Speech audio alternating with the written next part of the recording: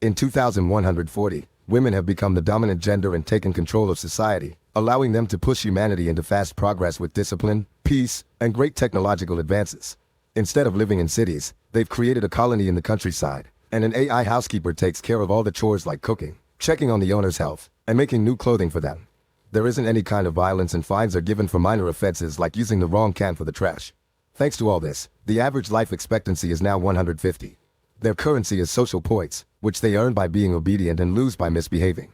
There are also breaks taken just to have a hug. History teacher Rada tells the class about how the world was when men dominated society. They only brought hate and violence that resulted in wars and climate change.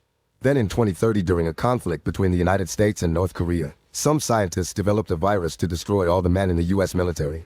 However, the virus quickly spread to the rest of the world and ended up killing 99% of the male population. That's when women took over and reversed all the damage done by men, making Earth a better place to live in. Nowadays, male babies are extremely rare, and when one is born, he's sent to the slums. The male population is seen as apes for having little intelligence, being dirty, and only being interested in intercourse and violence. They also only live around 30 years. Mila is curious about the slums, and Rada takes the girls on a class trip. The slums happen to be old cities, which have very primitive technology and access to only the basic necessities. In these slums lives Jerro, a guy who is desperate to do the naughty with a woman.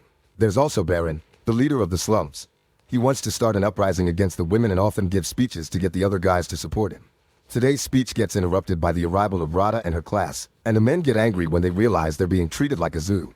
One of them pulls down his pants as a prank, but a girl misunderstands it as a greeting and responds by lifting her skirt. The men are starting to get excited, so Rada sends the girls back to the bus, only to notice Mila is missing.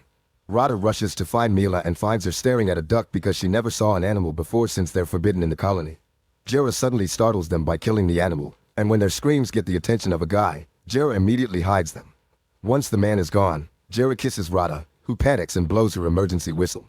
The noise makes Jerro's head hurt, but it also gives away their location, and soon the men find them.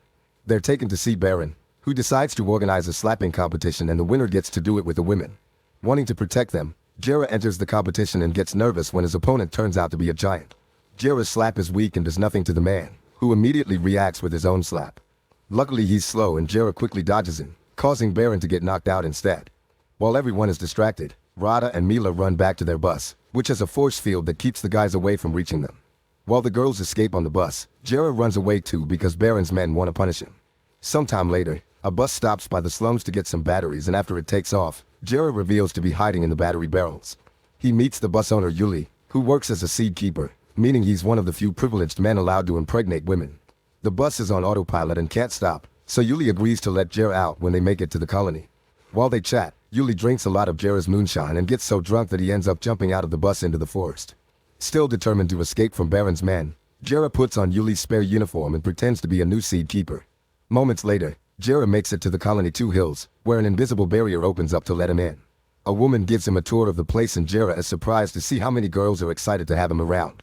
That night on live TV, Jerro bites the holy apple and takes an oath to reproduce healthy and smart babies. He wants to start working immediately, so he's taken to the reproduction chamber and meets a woman he isn't attracted to at all. His disappointment increases when suddenly a pipe is connected to his groin and starts milking him.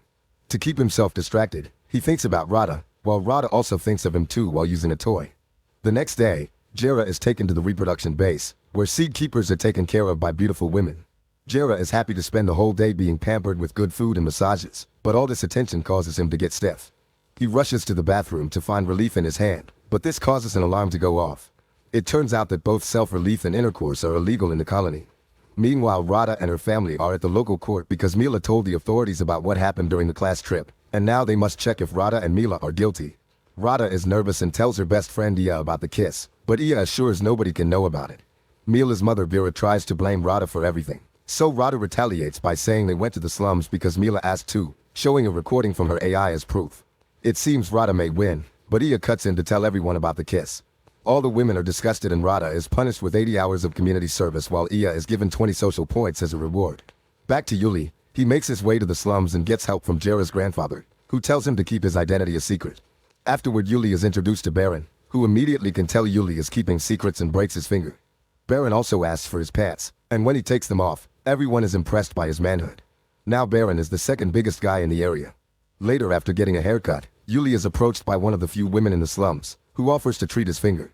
Jealous, Baron tells the giant that Yuli is trying to steal his wife, so the giant challenges Yuli to a slap fight. As all the locals gather to watch, the giant opens the fight with an impressive slap that knocks Yuli down, but to everyone's surprise, he quickly stands up again. Then Yuli slaps the giant back with shocking strength, knocking him out. Now he gets to do the dirty with the giant's wife. In the colony, the seed keepers are taken out for a walk and told about all the rules they must follow, like having to ask permission to fart and enter a capsule to do it.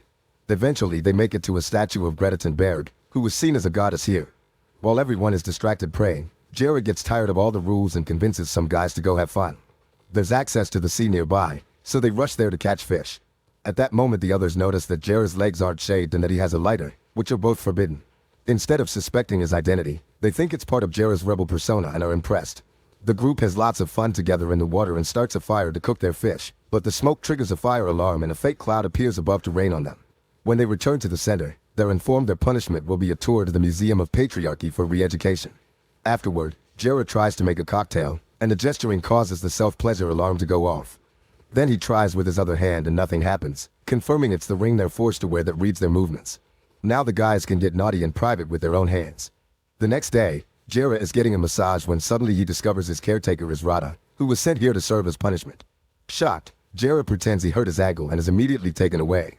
Later Jerro's rebel group is taken to the Museum of Patriarchy, where they're put through several presentations that teach him how things should be according to the new rules. Women are the superior race, men should be dominated, and intercourse is disgusting. While the guys are indoctrinated, Rada and her grandmother Zoya watch from afar, laughing at how clumsy Jerro is. Zoya mentions that Jerro is cute and asks Rada to protect his identity instead of reporting him. Once the guys return to the reproduction base, Jerro teaches the others that all they saw is a lie and that feeling desire is normal. One of the men gets too excited with the idea and asks Rada to undress, but before things can escalate, Jerro cuts in and sends the guy away. Rada is grateful but she still tells Jerro to leave the city or she'll blow his cover. In the slums, Yuli has become very popular. Thinking he's losing power, Baron orders his right-hand man Krissa and a bunch of his men to kill Yuli. The group asks Yuli to come with them to look for supplies, which is supposed to be a trap. However, Yuli impresses everyone by being great at the job and finding lots of food. Krissa tries attacking him anyway, but his hits do no damage. Suddenly they're found by an enemy gang called the Squirrels, yet Yuli scares them all away in seconds. Krissa and the other men are even more impressed, so they decide not to kill him. Meanwhile, it's revealed that Baron is having a secret affair with Vera, who learns about what happens in the slums from him. After a night of passion, she decides to look at the profiles of the latest seed keepers and realizes the real Yuli has been replaced with a primate. She immediately sends a warning alarm throughout the colony, and a terrified Jerro has no choice but to run away. However, when he reaches the borders, the invisible barrier blocks him, so now he must hide. As he sneaks around, Jerro finds Rada and asks her for help in exchange for all the times he saved her.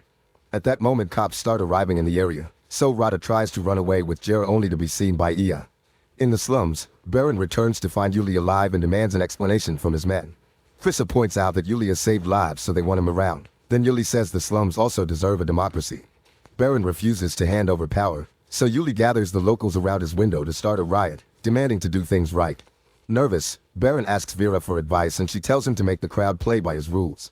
In the end, Baron agrees to have an election to let people choose their new leader. After Yuli leaves, Baron asks Krissa to compete in the election as well, hoping that dividing the votes among his own men will make Yuli lose. That night, all the residents cast their votes in a toilet, and Baron relieves himself in it to muddle the results. His trick in the end doesn't work. He only has his own vote, while Krissa wins the election with 18. Yuli only got 16 because many men still distrust an outsider. In private, Krissa agrees to be Baron's puppet. Back to Rada and Jerro, they end up hiding at Zoya's house. When Vera's assistant comes to inspect the house, Zoya hides the duo in the closet with her illegal pet. As Vera's assistant starts searching the house, the cat sneezes and blows up their cover. Before they can get arrested, Zoya hits the assistant in the head to knock her out. Next, Zoya brings out her old bike and tells Jerro to use it to cross the invisible barrier because only objects going over 80 km/h can penetrate. At that moment, Rada's mother Elena catches them red-handed, so Zoya tackles her to the ground to let the duo escape. The duo gets on the bike and drives it to the borders as fast as possible, which luckily works and allows them to go through the barrier. The impact destroys the bike and their clothes, but thankfully they brought spares. Then they light a fire to spend the night in the forest. The next morning, Jerro catches a squirrel for breakfast, but Rada has lived a vegetarian life and is so shocked by the sight of a roasted animal that she screams. This gets the attention of some men nearby who immediately come after them, so Rada and Jerro have to run away as the guys shoot arrows at them. Unfortunately, Rada trips over a broken tree and hurts her leg, and this delay allows the men to capture them. The duo is taken to the slums, where Baron tries to get too close to Rada and Jerro stops him. Other men want a chance to be with Rada too since they're supposed to be democratic now, so Krista decides to hold a slap competition and the winner will get Rada. Afterward, Baron lies to Vera, saying he hasn't seen the fugitives. Sometime later, Yuli visits Rada to try to convince her that the slums are great. However, Rada shares all the privileges they have in Two Hills and ends up changing Yuli's mind with a hug. They decide they'll run away together after everyone goes to bed. Outside, Krista makes the locals vote for a new constitution, only reading aloud the cool parts while keeping the rule about transferring leadership to Baron in 2 weeks a secret. Everyone gets excited and votes in favor of it without knowing the truth. In the middle of the night, Yuli meets with Rada and they wait for everyone to fall asleep. He shares a drink with her that immediately makes her feel dizzy and tries to take advantage of her, revealing he doesn't want to leave after all. By the time Jerro arrives, he finds a crying Yuli and learns Rada kicked him in the groin to escape. While Jerro runs to find Rada, Yuli goes to confront Baron and Krista, announcing that he'll be the new leader from now on. After lots of searching, Jerro finds Rada sitting by the fire in the forest, so he gently approaches her by saying he won't do anything to her if she doesn't want to. Then he shares some fried chicken, and Rada is shocked by how good it tastes. Suddenly Rada theorizes that if eating meat is so good then intercourse must be even better, so she agrees to do it with Jerro. When they're about to start, they're interrupted by Elena and 2 guards who immediately arrest them. During the trip back to the colony, Jerro is shot with a tranquilizer gun. Once they make it to Two Hills, Elena asks Vera to forgive Rada, offering to hand in Jerro in exchange so Vera can punish him in public. Thinking that this will be good for her political career, Vera agrees. Afterward, the council holds a meeting and decides to execute Jerro. Later, Jerro wakes up tied to a chair. The women give him a special injection and ask him for his last wish, so Jerro requests to say goodbye to Rada. Touched by these words, Rada runs to him and kisses him. Unfortunately, this is only a vision he's having in a confinement room, where very advanced machines are being used to keep track of his thoughts. His fantasies are played on TV so everyone can learn how nasty men are, and the illusions even show ads. Meanwhile, Ia goes to see Rada and shows her Jerro's vision of their kiss, causing Rada to go to the other seed keepers and convince them to help her rescue Jerro. Soon they all arrive at the council building to ask for Jerro's freedom. At the same time, Jerro is getting his second injection and sees a vision of a glowing wheel that decides his fate will be becoming a plastic bag so he's free to fly. Seeing this, the other seed keepers call out the women's cruelty and threaten to boycott the production of seed until Jerro is released. Vera comes out and tries to prove that Jerro is a primate who doesn't belong in civilization, but nobody believes her because his thoughts are gentle, like the vision he's now having of Rada and himself in the ending of Titanic. Not wanting to lose the seed production, Vera offers to free Jerro but only if someone takes responsibility for him and his future actions, and Rada volunteers to do so, taking an oath on an apple. Elena does the same thing to protect her daughter. Afterward, Rada goes to the execution chamber and finally brings Jerro out to then take him to a guest house. Jerro tries to use the chance to get busy with her, but Rada walks away because she isn't in the mood after all this mess. Moments later, Rada comes back and kisses Jerro before they finally get busy. However, as soon as they're done, Rada goes to the bathroom to use a toy to finish. Jerro follows her and tries to apologize for having failed her, only to suddenly wake up and realize it was all a dream. While Jerro tries to understand all the machines around the house, Rada and Elena come to explain a few things. They'd got him 300 social points in his ring. If he breaks the rules, he'll lose points, and if he reaches 0, all of them will be punished. Jerro immediately loses 13 points for not finishing his breakfast and using foul language. Rada and Jerro leave together for the day and walk around the colony, where Jerro keeps being discriminated against for being a primate. They end up joining a volleyball game, but Jerro's competitive spirit isn't normal around here and causes the girls to fight each other. Meanwhile, Elena decides to run for colony leader in the upcoming election and starts by buying the seed keepers' votes. She brings them lots of gifts and promises to make intercourse legal if she wins, showing them her chest to prove it. In the slums, Yuli finds a letter from Jerro, who explains he ran away with Rada. Furious, Yuli breaks a table and gets drunk. While fooling around in Baron's office, he finds a weird lock and destroys it to find the ring Baron used to communicate with Vera. Suddenly the power goes out and everyone goes to Yuli for a solution. When he hears that Baron had contacts in the city, he tries the ring and talks to Vera, who immediately hangs up on him. At that moment a bee flies by and Yuli immediately follows it to find the beehive. Honey is rare nowadays, so Yuli brings the hive down to fill a jar, and the bees end up stinging him multiple times. In the evening he meets with Vera and gives her the honey, but instead of asking for electricity, he asks to be sent back to Two Hills. Nearby, Baron and Krista are scavenging for food and end up finding a car plus a skeleton with a gun. Then they fix the power and return to the slums, where they regain power thanks to the gun. When the squirrels come by to pick up a fight, Baron tries to stop them with his gun, but they have bigger weapons and aren't scared. To make them leave, Baron lets them have Krista. In the meantime, Elena makes Jerro help a dead bird's eggs hatch to improve his reputation with the local women as part of her campaign. At that moment, everyone receives a ring message asking them to look at the news. The group does so and discovers Yuli complaining about the way men live, blaming Jerro for getting lost while on the job. Jerro tries to share the truth, but the women don't believe him and abandon him. Afterward, Yuli is welcomed back as a seed keeper, and Vera orders Rada to serve Yuli until he's healthy again. While Rada takes care of Yuli, he confesses that he lied and only said those things because Vera made him to.